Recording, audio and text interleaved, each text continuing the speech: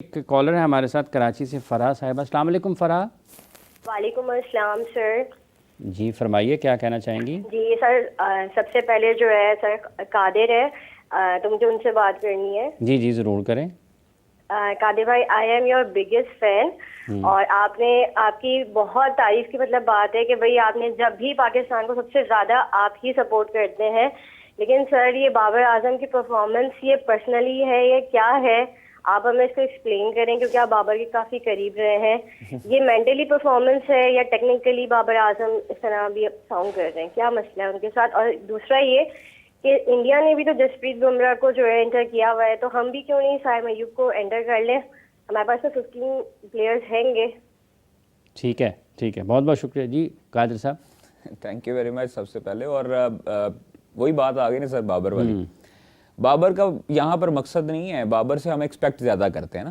मतलब बाकी जो प्लेयर्स हैं, अगर हम उनकी निस्बत देखें तो बाबर दुनिया का बेहतरीन बल्लेबाजों में पाकिस्तान के हवाले से भी शुमार होता है, उससे ज़्यादा एक्सपेक्टेशन है। बिल्कुल ठीक कह रही हैं, उनकी परफॉर्मेंस नहीं आ रही। वो परफॉर्मेंस इसीलिए नहीं है क्योंकि उन्होंने कभी मेरा नहीं ख्याल कि स्पिन को ज़्यादा अहमियत दिया। आपने हमेशा उनको फंसते देखा है तो स्पिन पे उन्होंने आउट हुए। स्पिनर्स के अगेंस्ट हमारे पास स्पिनर्स मौजूद हैं। आपके पास अब्दुल रहमान, आपके जो स्पिन बॉलिंग कोच हैं, आपके स्पिनर्स इवन अबरार हैं, उनको ज़्यादा टाइम देना चाहिए। बाबर अब फास्ट बॉलर को कवर ड्राइव पे ज़्यादा काम किया उन्होंने, उनकी मजबूत है, एक अच्छी शॉट है।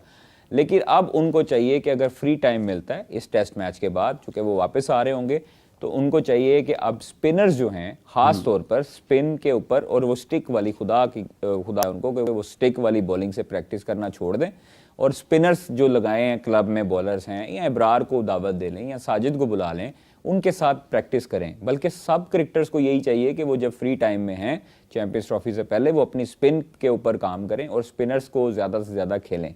दूसरा चीज़ साइम अयूब, हाँ, 15 के स्क्वाड में बुमराह को उन्होंने ज़रूर डाला है। अब वो डाला है, उनकी मर्जी है, लेकिन हम साइम अयूब को इसलिए नहीं डाल सकते क्योंकि हमें पता है कि वो इंजर्ड हैं और वो रिकवर नहीं कर सकते चैंपियंस ट्रॉफी तक।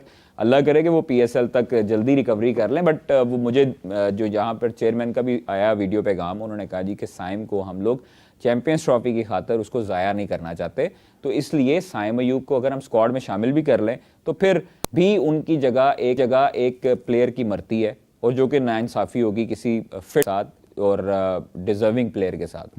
लेकिन ख्वाहिश साहब, ये आपने उनकी बात की बाबर आजम के हवाले से, तो बाबर ने टेस्ट मैचेस में 4235 रन स्कोर किए हैं। 5957 रन उनके ओडीआईज़ में है, यानी कि उनके 43 रन को ज़रूरत है कि वो 6000 रन बना लेंगे वनडे में। तो अगर आप इनको 10,000 और 4000 से ज़ायद रन उनके हैं T20 क्रिकेट में, तो ये सारे रन उन्होंने को लगभग 14 साढ़े 14 हज़ार रन अगर स्कोर किए हैं, तो ये सारी किस्म की बॉलिंग के खिलाफ ही खेल के की है ना। स्पिन बॉलिंग भी खेली है, फास्ट बॉलिंग भी खेली है, तो ये 12-14 हज़ार इंटरनेशनल रन ऐसे तो नहीं हो जाते। देखिए, हमने दुबई में ज़्यादातर उनको देखा है और टेस्ट मैचेस में नो डाउट बाबर की बहुत अच्छी परफॉर्मेंसेस हैं। आप अगर माजी के 3 साल निकाल के देखें ना फजाब, तो इस तरह की पिचेस आपको पाकिस्तान में भी नहीं मिली और आपको बाहर भी नहीं मिली। दुबई का आपने जिक्र किया है, कथा कलामी की मादर चाहूँगा, तो दुबई में उनका टेस्ट डेब्यू भी हुआ था वेस्ट इंडीज़ के खिलाफ। जी सर जी। आपके 3-4 साल उठा के देखें ना उनके पिछले, तो आपको पाकिस्तान में रमीज़ राजा दौर से लेकर इस आकिब जवेद के पहले दूसरे मैच से पहले तक, इंग्लैंड के पहले तक, आप मुझे बताएं कि जब वो खुद भी कप्तान थे कैसे ट्रैक बनते थे विकेट्स के। आप कभी टेस्ट सीरीज़, होम सीरीज़ जीते नहीं थे। क्यों नहीं जीते थे? क्योंकि आप बैटिंग विकेट बनवाते थे। आपको स्पिनर्स इस तरह तंग नहीं करते थे जिस तरह अब हुए हैं। जब यहाँ पे क्रैक्स पड़ेंगे, स्पिन होगा बॉल, पंखे लगेंगे, हीटर लगेंगे, ऊपर शेड लगेंगे, लेकिन पाकिस्तान मैचेस तो हारता रहा सर। मैचेस हारता रहा ना, इंडिविजुअल परफॉर्मेंस तो आती रही ना। तो मैचेस हार जाए कोई फर्क नहीं पड़ता। की भी उन्हीं दिनों में आई ना, फिर तो अकेले बाबर की तो नहीं आई ना सर। फिर आपके बाकी प्लेयरों की भी तभी आई। आप क्यों उनको स्पिन खेलते हुए प्रॉब्लम हो रही है मुझे बताएं। आप 2 टेस्ट उठा के देख लें ये, और पिछले उठा के देख लें इंग्लैंड वाले भी, पर प्रॉब्लम आई ना। तो पहले क्यों नहीं ये प्रॉब्लम आती रही? रावलपिंडी में रन्स करते रहे, मुल्तान में रन्स करते रहे, लाहौर में रन्स करते रहे, कराची में करते रहे ना। क्यों करते रहे? क्योंकि ट्रैक सीधे। हाँ जी आगा साहब, ट्रैक सीधा बनाना जे, वो गेंद पल्ले पे आवे हैं जी करके सीधी, ऐसे ही है। तब क्यों नहीं हदायत दी गई, ऑस्ट्रेलिया से मट्टी मंगवाई गई, ऑस्ट्रेलिया तर्ज की विकेटें बनवा रहे थे, नहीं तो क्यों वो हेड बनवा कोच रहे भी थे? उस वक्त मेरा ख्याल है यही चाहते सर थे मुझे बताएं क्यों बनवाई जा रही थी? ना। कौवा चला हंस की चाल अपनी भी भूल गया। ओ भाई, हमें जो यहाँ पर कंडीशन है एशियन, हम उसके ऊपर रहते। हमने क्यों उधर से सिडनी या मेलबर्न से एडी वड्डी मिट्टी मंगवा के ऐसे चटवाई, जिसका ना कोई फायदा ना कुछ, ना कुछ पैसे खर्च हुए? किधर गई वो मट्टी? नहीं, एक पिच बनी हुई है ना सर ख्वाहिश बनी है, कौन मैनू दसो की हुन रह गया उनके पीछे? जिस तरह की पिचेस बन रही हैं ਉਹਨੂੰ ਵੀ ਮੈਨੂੰ ਲੱਗਦਾ ਆਕਿਬ ਜਵੇਦ ਸਾਹਿਬ ਆਸਟ੍ਰੇਲੀਆ ਦੀ ਪਿਚ ਨੂੰ ਵੀ ਮੈਨੂੰ ਲੱਗਦਾ कि वो हीटर लगा के जरा ना कर देंगे लोकल पिच। इस तरह का मेरा नहीं ख्याल। जब आपकी अपनी जो खुद की असलियत होती है उसको चेंज नहीं करना चाहिए। आपकी जो मट्टी है वो भी वो दुनिया लेकिन तक एक और बात यहाँ पर ख्वाहिश साहब आती है, जैसे आपने कहा कि जब बाबर आजम कप्तान थे, रमीज़ राजा चेयरमैन पाकिस्तान क्रिकेट बोर्ड थे, और उस वक्त या उससे पहले या उसके बाद पाकिस्तान ने जितनी भी टेस्ट क्रिकेट खेली अपने मैदानों पर, लाहौर में, कराची में, रावलपिंडी, मुल्तान मेरा ख्याल नहीं गए, लेकिन यहाँ पर ज़्यादा खेली, कराची में, लाहौर और रावलपिंडी में, तो बाबर कप्तान थे और रन्स होते रहे खिलाड़ियों के इनफरादी तौर पर, टीम हारती रही। तो इसका मतलब ये है कि बाबर आज फिर जो पाकिस्तान के साथ हो रहा है उसकी कहीं ना कहीं जिम्मेदारी बाबर के ऊपर भी आयद होती है। बिल्कुल, हैसियत कप्तान और जो लोग उस टाइम में पाकिस्तान टीम के कोच भी थे और जो लोग उस टाइम पाकिस्तान क्रिकेट बोर्ड में थे वो सब जिम्मेदार हैं पाकिस्तान की शिकस्त का, इस वाली का, और ये जो हालत आज हुई जो हालत आज हुई हुई है। और दूसरी चीज़ है, रिक्वेस्ट है कि जो चीज़ देखें, अगर इसको बेहतर कैसे किया जा सकता है, ये आकिब जवेद साहब को बेहतर पता है, ये पाकिस्तान क्रिकेट बोर्ड के लोगों को बेहतर पता है। हमारे से ज़्यादा अच्छे साइंसदान वहाँ बैठे हुए हैं, वो बहुत अच्छे साइंसदान हैं, हमें तो कुछ पता ही नहीं है। दूसरी चीज़ ये है कि आप लोगों की बेहतरी तब ही हो सकती है जब ये बैटर्स डोमेस्टिक में जाएंगे और डोमेस्टिक में जाके स्पिन ट्रैक इसी तरह के बनेंगे जिस तरह के अब बने। साहब अगर ये डोमेस्टिक में जाएंगे तो इंटरनेशनल कौन खेलेगा? ये भी दोस्तों सर ये जाएंगे, इनके साथ इनको भी तो जी भेजना चाहिए। ये कोई अर्शों से उतरे हैं, मुझे ये बताएं कि ये क्यों नहीं जा सकते? जब विराट और रोहित शर्मा को कहा गया गौतम गंभीर की तरफ से कि वो डोमेस्टिक खेलेंगे, इसलिए चले गए ना क्योंकि उनकी इंटरनेशनल एक्टिविटी कोई नहीं है। उनकी जो इंटरनेशनल एक्टिविटी है उनकी कोई और टीम खेल रही है। मुझे ये बताएं कि अगर जिस टाइम नहीं होती तो ये लीग खेलने क्यों जाते हैं प्लेयर्स? तो बोर्ड उनको क्यों देता है एनओसी? सर 2 की एनओसी है ना, बाकी तो नहीं है ना। बोर्ड क्यों देता है एनओसी? अगर बोर्ड देखिए 2 एनओसी कर दी है ना, पहले तो अनलिमिटेड था, जितना दिल कर रहे हैं जितने दाल लग रहे हो जाई जा रहे हैं। तो अगर वो बोर्ड फ्री टाइम हो तो क्यों नहीं करते भाई? गनी गिलास में जो प्रैक्टिस करनी है तो जनाब आप जाएं वहां पर, कोचेस के साथ प्रैक्टिस करें, वहां पर स्पिनर्स के साथ प्रैक्टिस करें, एनसीए में, वहां पर आप डोमेस्टिक खेलें, क्यों नहीं खेलते? और दूसरी चीज नहीं, वो वाला जिसका आपने कहा है जो हाई गनी इंस्टीट्यूट ऑफ क्रिकेट है वो घर के करीब है ना, तो क्या आना यहाँ पे नेशनल क्रिकेट एकेडमी में, वो घर के करीब है, वहीं पे प्रैक्टिस की, वापस चले गए। एक कॉलर ले लेते ना ख्वाहिश साहब, एक कॉलर ले। जी सर। अस्सलाम वालेकुम जी, कौन सा मोहतरमा, कहाँ से हैं? वालेकुम अस्सलाम सर, मैं लाहौर से अली बात कर रहा हूँ। जी अली, मेरे 2 सवाल हैं, एक हादिर साहब से और एक हाफिज साहब आपसे है। नंबर 1 सवाल मेरा ये है कि क्या पाकिस्तान की जो फास्ट बॉलिंग है, जैसे उन्होंने परफॉर्मेंस साउथ अफ्रीका और ऑस्ट्रेलिया में की थी, क्या वो पाकिस्तान की विकेटों पर ऐसी परफॉर्मेंस कर सकते हैं? क्योंकि पास में जब इंडिया में हम वर्ल्ड कप खेलने गए थे तो हमारी जो फास्ट बॉलिंग थी सब पूरी दुनिया को पता है कि वो कैसे एक्सपोज हुई थी। और दूसरा मेरा सवाल ये है कि पाकिस्तान की चैंपियन ट्रॉफी में 3 मैचेस जो हैं बहुत इंपॉर्टेंट है।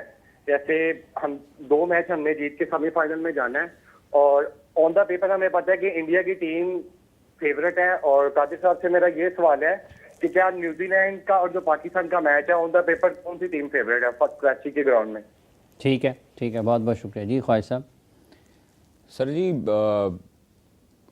पूरे टूर्नामेंट के लिए मैं समझता हूँ कि पाकिस्तान की टीम ओडीआईज में फेवरेट है और चैंपियंस ट्रॉफी के लिए फेवरेट है। उन्होंने कहा इंडिया फेवरेट है, तो मेरी ऑब्वियसली पाकिस्तान फेवरेट है। वो इसलिए है कि आप कि जो रिसेंट पास्ट में अभी जो ओडीआईज के मैचेस हुए हैं वो पाकिस्तान की फेवर में गए हैं। कॉम्बिनेशन अच्छा है, पाकिस्तान की एक स्ट्रेटजी अच्छी है, कप्तान एग्रेसिव मिला है पाकिस्तान को, तो इंशाल्लाह मैं समझता हूँ इतना शानदार कप्तान मिला है पाकिस्तान को, वो मैं समझ सकता हूँ कि बेहतर रिजल्ट। ये जो जिम्मेदारी है ये सिर्फ कप्तान जब होते हैं उस वक्त तक ही होती है?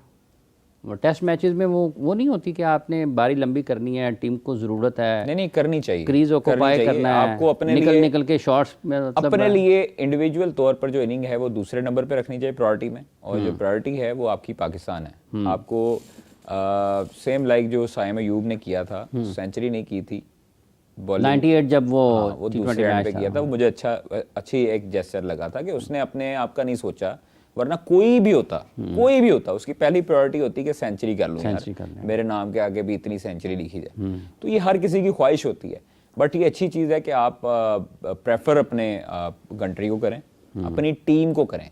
आपकी टीम तब तक नहीं जीतती है जब तक वो टीम गेम नहीं करती है।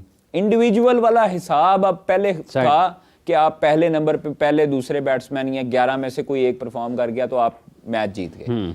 अब जब तक आपकी टीम गेम परफॉर्मेंस नहीं होगी तब तक आप ऑन पेपर ऑन ग्राउंड फतह हासिल नहीं कर सकते। अच्छा, आप फरमा रहे थे ओडीआई में कप्तान पाकिस्तान के पास अच्छा आ गया जी। ਤੁਹਾਡੀ सुई होती है। नहीं ख्वाहिश साहब, आपने वो जवाब पूरा करना है ना, कॉलर ने इतनी मोहब्बत के साथ वक्त देकर आपको फोन किया है। अच्छा आया, अच्छा इन सेंस ये आया कि वो एक तो ओडीआई पे परफॉर्मेंस भी अच्छी है उसकी, और दूसरा एग्रेसिव है, दूसरा उसके डिसीजंस जो देखें फील्ड प्लेसमेंट डिसीजंस हैं वो कदरे बाबर से बेहतर हैं, और वो जो अग्रेसिव अप्रोच है वो डिफेंसिव की तरफ नहीं जाता, जो कि गलती बाबर और शान ने की है, जो अभी भी शान ने की ही। तो इसलिए मैं समझता हूँ कि रिजल्ट्स पाकिस्तान की फेवर में होंगे, और कराची जो है वो पाकिस्तान इंशाल्लाह ताला पहली फतह समेटेगा और दूसरी 23 को समेटेगा। इंशाल्लाह ताला हम लोग पहले दोनों मैचेस जीतेंगे, तीसरा भी जीतेंगे। पहले दोनों मैचेस जीतेंगे, और आपका ये ख्याल है कि पाकिस्तान तीनों मैचेस जीतकर सेमीफाइनल में जगह बनाएगा। दूसरा सवाल उनका था कि पाकिस्तान की फास्ट बॉलिंग, जिसने ऑस्ट्रेलिया में बड़ा अच्छा परफॉर्म किया है, लेकिन पाकिस्तान की ही फास्ट बॉलिंग 2023 के वर्ल्ड कप में जब इंडिया खेलने के लिए गई थी तो ये फॉर्म नहीं कर पाए थे, तवक्कुआत के मुताबिक खेल का मुजाहरा नहीं कर पाए थे। तो अब आपको लगता है कि ये एक मैच दुबई में है, 2 पाकिस्तान में इन्होंने खेलने हैं?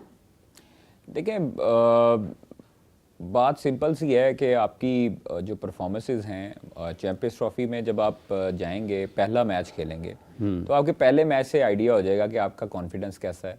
आपको जीत अगर मिलती है तो फिर आपका कॉन्फिडेंस लेवल कैसा होगा, क्या आगे जाके आप परफॉर्मेंसेस देंगे और आप कितना प्रेशर हैंडल कर सकते हैं। तो मैं ये समझता हूँ कि अगर हम दुबई जाते हैं, वहाँ पर अच्छे एक आगाज़ के साथ जाते हैं, तो फिर पाकिस्तान ऑब्वियसली उसको एक बूस्ट मोराल के साथ उसको जाना चाहिए ग्राउंड में, और ग्राउंड में वहाँ पर दुबई की कंडीशन से वो हम आएंगे, उनको पता है कि पहली मरतबा नहीं जा रहे हैं, सबसे पहली मरतबा नहीं, वहाँ पर सारी ज़िंदगी होम ग्राउंड के तौर पर उनको इन्होंने इस्तेमाल किया दुबई को, PSL भी वहाँ पर खेली, कई लड़कों को अंदाज़ा है।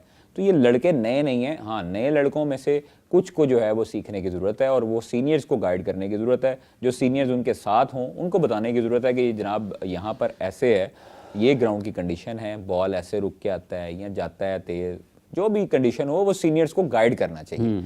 मैं समझता हूँ कि जब सीनियर जूनियर कम्बिनेशन हो और टीम गेम के तौर पर आप सोचें, इंडिविजुअल नहीं सोचेंगे, तब आपको अल्लाह ताला फतह भी देगा और अच्छी परफॉर्मेंस भी आपके मुकद्दर में आएगी।